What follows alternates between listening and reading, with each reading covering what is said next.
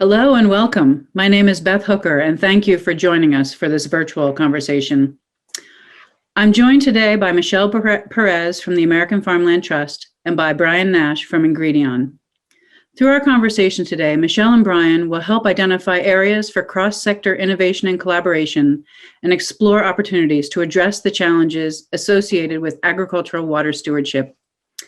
In response to increasing water risks, governments, investors, and consumers are calling on global companies to mitigate water risks in their ag supply chains. Since 2016, Ceres and the WWF have partnered on the Ag Water Challenge, and we have a new focus for 2021, where we challenge companies to work across their supply chains to promote soil health and nutrient management practices that improve water outcomes, provide implementation support for farmers and suppliers, and encourage collective watershed action. With the very recent launch of the latest cohort, Ingredion now stands out among its peers as one of the 11 companies participating in the challenge. We are also looking toward our colleagues across sectors in the quest to find solutions. At American Farmland Trust, they are working with leading scientists on ways to improve water quality through initiatives that promote quantification of outcomes, improved soil health, and identification of ecosystem markets. So how do we get there? What data is needed? What disclosures do investors need? And how can companies better support farmers and engage in collective action at the watershed level? Let's turn to Brian and Michelle and hear their insights. Michelle and Brian, again, welcome. I'd like to first open the floor to ask an overarching question, and then we'll settle into our desk side conversation. For both of you, what personally brought you into this work, and how has your perspective on the importance of this work evolved over time? Michelle, let's start with you. Thank you, Beth. Thank you, Ceres. And hello, Brian. It's a pleasure to be with you three today. I have a long journey from Nigeria and the Philippines to my spot today. I learned from my father, who was an agronomist participating in the first green revolution, about the nexus of agriculture and the environment. And my brief stints trying to study coral bleaching in Tahiti and management-intensive grazing in Maryland led me to conclude that I ain't no scientist, and led me towards a PhD in public policy. And I'm very thrilled at the evolution of my perspective on agricultural sustainability and corporate responsibility. I remember 5-6 years ago at one of the early corporate sustainability conferences in Minneapolis that there was a lot of greenwashing, dare I say, in the talk early on. There was a panel of brands that were discussing how excited they were at increasing their market share due to corporate supply chain sustainability efforts. One vice president of a farm trade association stood up and said, "When are you all brands going to share those profits with us farmers?" And much of the talk from the farmer panels and the farmer videos showcasing sustainable farmers didn't do much better either. They were all about convincing the public that farmers are doing just fine, thank you very much, and we're sustainable already. So that was the early days, and I'm so thrilled to report that at the same conferences with the same people, the tone and the messages have changed. Serious action and hard work is underway. The brands are supporting farmers financially, technically, and through watershed projects.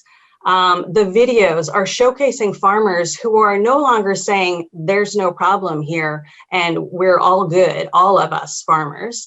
They're talking about the change in their management that they have invested in and the real risks to make those changes.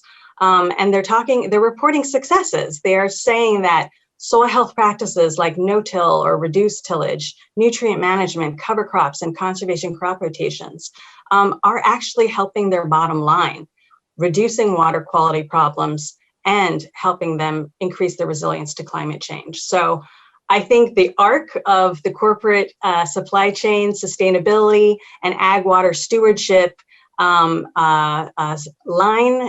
is going really well these days. Thank you. Thank you, Michelle, for that great opening. Really interesting perspective from, your youth and then to today. So thank you so much for that. And let's hear what Brian has to say, about your journey and with your work and in particular, how your perspective has changed and evolved over time.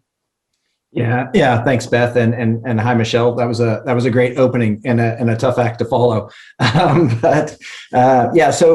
I started out. I'm also a second generation environmental person. My father worked in the field, and that got me interested in it. And so early on in my career, I worked in what I would call environmental compliance. And I think it was in 2006, my boss came to me and said, "What do you know about sustainability?" To which I responded, "It starts with an S, right?" And that was about it. So after about a year and a half of doing research and digging in on that, the company decided to formalize the role and put me in charge of it. And that's led to ever since then, since 2007, just a continual journey of learning, right? So I cringe every time somebody uses the word expert in my company, because I don't feel like an expert. I feel like I learn something new every day. And so similarly with ag water, I think it's the same way, right? It's the same as the rest of my journey. It's continued to grow and evolve. And I think early on, we looked at this as a farmer challenge. It's no longer, that's no longer my perspective. It's infinitely more complex than that, right? It's not a farmer challenge or a farm challenge. It's a supply chain challenge. It's a community challenge. All these things have this symbiotic relationship, and you can't just separate them out and make it that simple, right? As to say, well, here's what farmers need to do better. It really is something that we need to collaborate on. We need to have a dialogue on. And just like you mentioned, Michelle, we've heard the same things, right? Farmers saying, okay, I understand how your brand has doubled its growth in this space with sustainable ag, commitments and branding, but what is it bringing to the table for the farmers?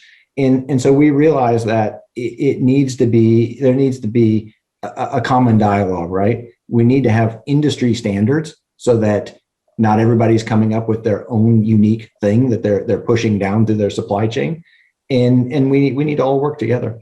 And so I think that's one of the big key trends that we've seen in the last, particularly probably 5 years, is that industries are realizing that common playing fields are super important, and getting everybody to the table, starting to have dialogue around what does a regenerative agriculture standard look like for the food and beverage industry, not just what does it look like for an individual company. And I think all those things are super exciting. We've seen our growth and our progress in the sustainable agriculture space increased dramatically in the last 5 years, now that we're all kind of working on a similar platform. So I'm excited about the progress that's been made, and even more excited about where we're going in the future. Great. Thanks, Brian, for that. I have a follow-up question for you, since you brought up the need for industry standards and specifically mentioned, regenerative ag practices. Wondering if you could talk a little bit about what kind of practices you're seeing as central to building a global food system which is more sustainable and resilient. Yeah, I think there's got to be a platform or a standard, but it has to be flexible. So we're seeing, of course, cover crops and no-till and a lot of those standard things, but I don't think that any standard is going to be a one-size-fits-all. So I'm thinking just about ingredient in the geographies that we source crops and the variety of crops that we source. Farmers have unique challenges, and they're different. So I think that there's standard practices. Michelle's already mentioned some. I just mentioned a few. But I think there's got to be flexibility built into this if we want to really have something that can be applied across the globe and drive more resilient food systems. And I mean, an example I would give is, we've worked with farmers in Pakistan to help install drip-fed irrigation, and that's been really critical in helping them be more efficient stewards of water, but also in increasing their yields because water was the rate limiting factor there. In Thailand, most of our growers are just, it's just rain-fed irrigation, right? It comes from their rainy season every year. And so that while drip fed irrigation isn't something that's completely off the table, it's not really a conversation we need to be having there so much as maybe water quality and water runoff, and how do practices like no-till and other things help contribute to that in a positive way.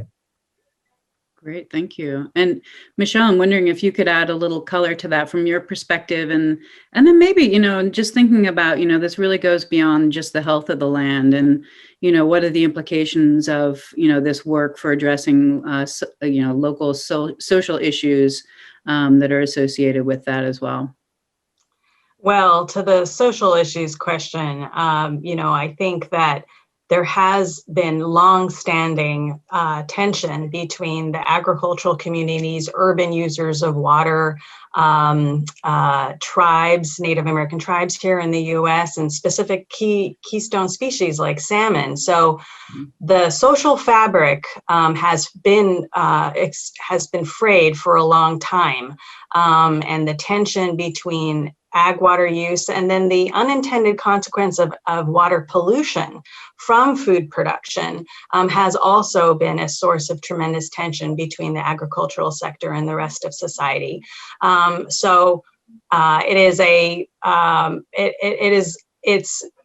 It's a long-standing challenge that I think we're all recognizing needs addressing, and the heat of climate change intensifies our solution set. We need to hurry up, solve the problems of today and the problems of the past in order to grapple with the intensity of climate change we're already starting to experience and will experience in the near future. I was going to address also that it's flexibility and site specificity, production specific solutions that Brian was mentioning is absolutely critical. No one size fits all. Having said that, where no-till and reduced till is appropriate, where cover crops are appropriate, and where the 4R principles of nutrient management are appropriate, in the US alone, we have a long way to go. I have some stats here that only about 20% of commodity crops are currently grown with no-till or strip till year after year. Right? They'll try it a year, the crop will change, it won't be a reduced till. 5% of croplands that could grow cover crops are growing them. A lot of improvement there, opportunity. And only about 10 to 25% of crops, commodity crops, are grown using the 4Rs, right? Placement, timing, location, rate, and form. I just created 5 of them, if there are 4. So, there still is so much opportunity. And I think with all of us listening to farmers about what are their barriers, and helping provide solutions to that, will go a long way, right? So in our solution set, we have financial assistance, technical assistance, education, and outreach. And at AFT, we're encouraging outcomes quantification be added to that conservation toolbox as well. Great, thank you so much. And now, since you brought up the the outcomes, Michelle, I'm wondering if you could talk a little bit more about your recently released guide on outcomes estimation tools, a really important aspect, and one of the things that we're doing with some companies in the Ag Water Challenge is really trying to promote the idea of the, implementation. So education, financial support, technical support, but also, that piece of how do we measure those outcomes? And so that's been a key question for everyone. I think there'll be lots of people on the edge of their seats here to hear what you have to say. Thank you. Well, sit back and relax, because you too, can have access to this report. I just went to Office Depot literally this morning to get my own copy, but you can order your own copy online. And it is a guide filled with 14 tools and 2 methods that we think that most farm conservation project managers, including the corporate sector, plus all of the new regional conservation partnership programs, all of the state projects, the watershed projects, a lot of people are working together smartly to leverage federal financial resources, state resources, as well as corporate resources to have collective action with multiple farmers in a location. And this guide hopefully will help you figure out which tool is available to you without needing you to have on staff folks with computer modeling experience, but to be able to do basic data entry using the known conservation practices that are being adopted by farmers in your watershed and transforming that into pounds and tons of nutrients and sediments reduced, and tons of greenhouse gases sequestered, and tons of soil carbon sequestered and greenhouse gas emissions reduced. So we're thrilled, we're excited, we're hopeful that the corporations who are leading projects or working with extension university folks will find this guide useful to them as they try to quantify those outcomes. Great, thank you so much.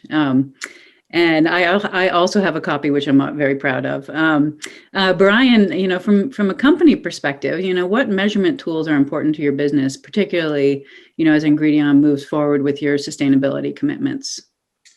Yeah, well, I'll say as part of our prep for this, I got introduced to Michelle's guide there, and it's fantastic, right? So I haven't finished digging through it all and haven't finished disseminating it out to all of our agricultural teams, but I can see it being really important. And that is a perfect example of how corporations need simple tools to help us navigate.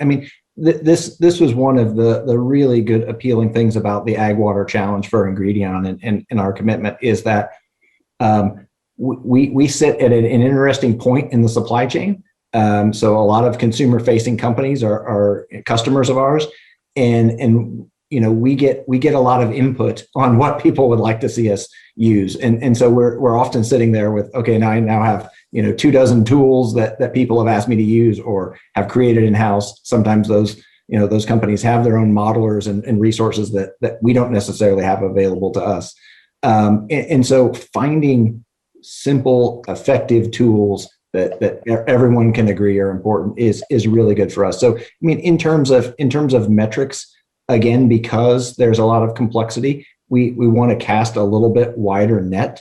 So we want to look at water use, we want to try to look at replenishment of watersheds. Water quality is important for us in some cases. And so collecting that data along with other things like we use the side platform farm sustainability assessment, and the answers that our farmers give in there collectively help point us in a direction of where we can best provide support, right? So we don't set out every year to say, oh, we're going to boil the ocean. We look at the gaps on average for our growers, and we say, here's the 2 or 3 things we want to focus on this year, and provide training or help provide resources or financing, whatever that might be to help, at the farmer level. And so I see the metric tools as being equally important, right? Getting data, because in corporate America, what gets measured gets improved, right? So, but it also helps us make informed decisions about how we're going to allocate our resources and where can we provide the best support. So again, appreciative of Michelle and all the work you guys have done, because those are exactly the kind of tools I think that we need to help us kind of streamline the process going forward. Thank you. I'd like to pause for a let the dog out break. I don't know if you guys can hear. That sounds good.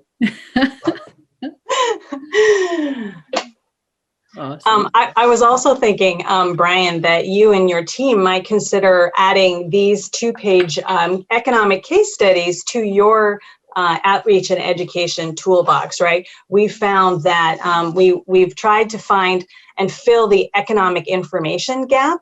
And we found soil health successful farmers that have wonderful stories to tell about their successful adoption of soil health practices like no-till, cover crops, nutrient management. And we quantified on the back page through a partial budget analysis, in green positive effects and in red the negative effects. And lo and behold, because they're already soil health so successful farmers, we were able to show the net increase in profits as well as the return on investment. This farm's 123%. This farmer is 142%, 135%. So, we're hopeful that showcasing in your neck of the woods, if you happen to be working with farmers in Illinois, Ohio, California, and New York, these might be useful outreach and education materials to convince farmers if they can do it, maybe you can do it too. Yeah, that's fantastic, Michelle. And that's exactly how we like to look at this, right, is what is the economic benefit? So ideally, we would never go into a situation where we're just paying a grower to change something or to be into our sustainable ag program. We'd love to demonstrate that there's its own benefits to being into that. And I think what you're showing there is right on the money. We similarly have a tool that allows us to collect data from growers in the U.S. And it automatically populates field to market. It gives us our information on site platform and their farm sustainability assessment. But one of the other things that it does is it generates for the growers a list of possible financial benefits, right? So if we know a grower is using more nitrogen than the average grower around him, it translates that into dollars for him, saying you might be able to save, $8,000 by more efficient nitrogen practices. And we've found that by streamlining the process of data collection from an hour down to less than 10 minutes, and by giving them those economic outputs, or for them to consider, that more and more growers find that worth their time to participate and engage with us. It sounds excellent. And I just want to give one plug for a Ceres report, because I too, Brian, recognize that several of these soil health practices can increase the farmer's profitability, but it's that transition, right? It's that risk aversion to change that financial assistance can be so helpful to assist in. So even though, a long-term commitment of 4 or more years we've demonstrated can prove financial profitability for the farmer, it's this Ceres report that identified and described a handful of fellow corporations that are paying for cover crops, are paying for nutrient management, and are paying for transitioning to reduced or low tillage. And it's that commitment to help bridge the risk aversion gap to get the farmer along their soil health journey that's so helpful. So I thank Ceres for showing me several corporations that are financially supporting farmers, which was a real treat here now in 2021 to learn about this. Yeah, I think you're right on, Michelle, in that we have a lot of growers that say there's a risk to me switching practices, and if you could help offset that risk for me, at least in year 1 or 2, that would be really helpful. And we're exploring. We're about to launch a project with one of our customers out of some farmers in Illinois, and we'll essentially be paying them for the outcomes of putting in cover crops and no-till. So we'll essentially be buying the carbon emission benefits from that farmer's work. And so I think we agree. We see that as financially helping to offset the risk in that change as being a win across the board for everyone. Fantastic. Great.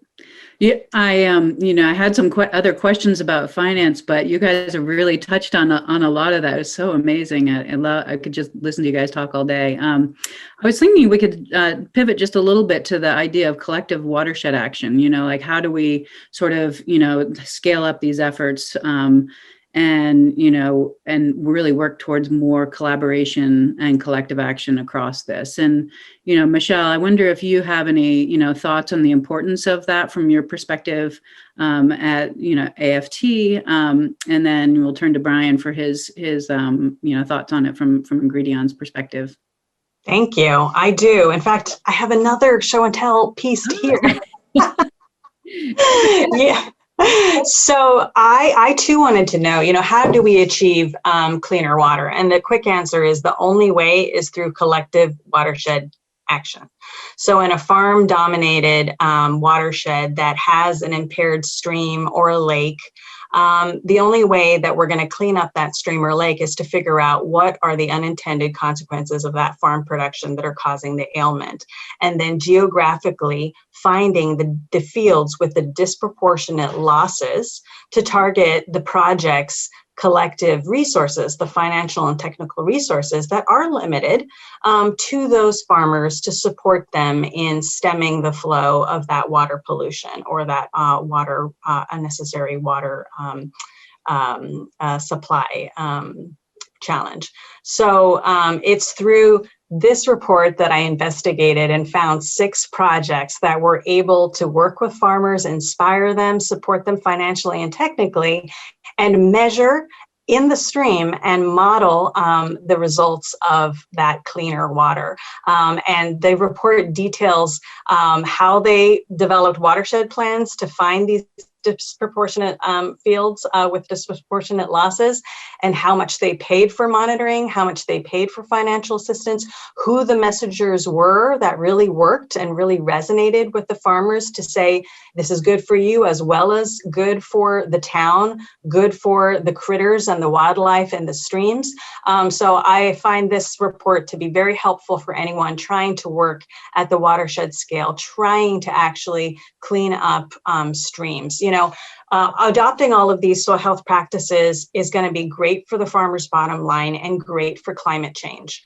But if you layer on and you encourage intensity and density into the watershed above that impaired stream, then you can clean up water. So you can have a triple win for climate change, for water quality, and for the farmer's bottom line and all the corporations and the townspeoples that are depending on that improvement in the environment. And you do that through geographic targeting, water quality monitoring, and working at the watershed scale. Great, Michelle. Thank you. Brian, some thoughts on that before we go to our sort of final, quick round of questions?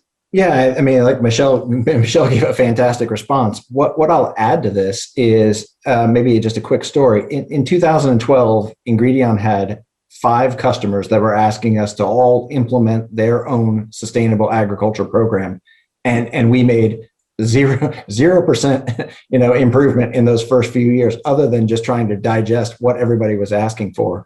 When we finally adopted in 2014, 2015, some common framework, it really allowed us to accelerate, both in terms of dialogue with growers, but also in bringing in NGOs, working with other companies. And I think the exact type of thing is needed here in watershed action, right? Is to stop trying to make this an individual or an isolated thing or a grower thing, and get everybody around the table and start talking about some common language, some common tools, and figure out how everybody can benefit from collective action, right? Little shared value across the supply chain.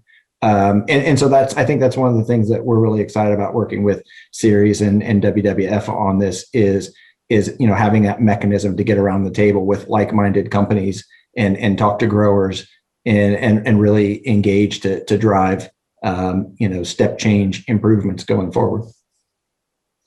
Great. Thanks, Brian. Okay, so we have just I think 1 minute or 1.5 minutes. And so I just want to see, we had this guiding question, quick at the end, for our audience members. We have a wide variety of different kinds of people.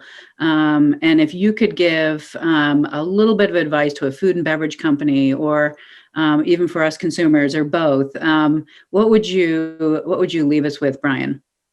For food and beverage companies, I think talk across your supply chain. Be honest about your challenges. The more we share where we have difficulties or concerns or successes, I think the more we enable just that collaboration that's going to be important to winning. For consumers, as a supplier to consumer-facing companies, we're seeing a lot of emphasis and focus put on sustainable brands and things like brands that have sustainable agriculture or those kind of platforms. So consumers, your buying dollars help support that. And as companies grow, their focus in these areas will grow as well. And I think that's not to be overlooked. And then, for investors, we've seen a dramatic rise in ESG over the last, 18 to 24 months. And I think keep asking questions about water. Because the more you're challenging CFOs and investor relations heads of companies to dig into those things, the more it sparks that internal dialogue that helps drive change. Great, thank you. And Michelle.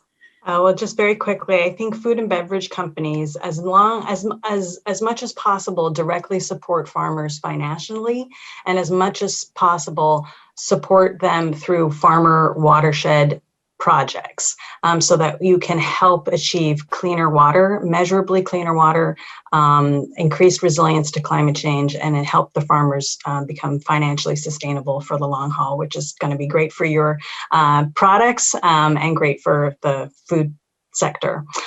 For consumers, dig in, like use the resources that Ceres provides in its ratings of companies, and go directly to the company websites and see, are they providing that financial assistance, that technical assistance directly through farmers, and are they working at the watershed scale? That'll help you decide which are the leading corporate sustainability companies.